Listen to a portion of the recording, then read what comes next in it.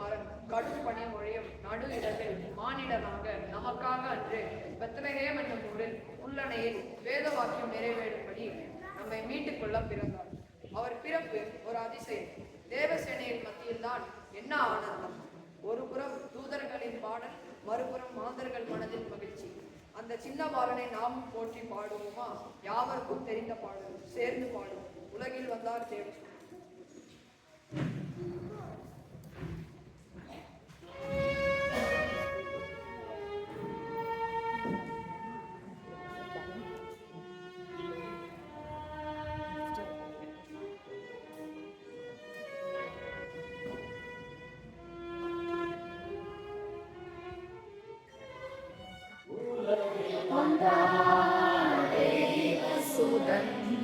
Why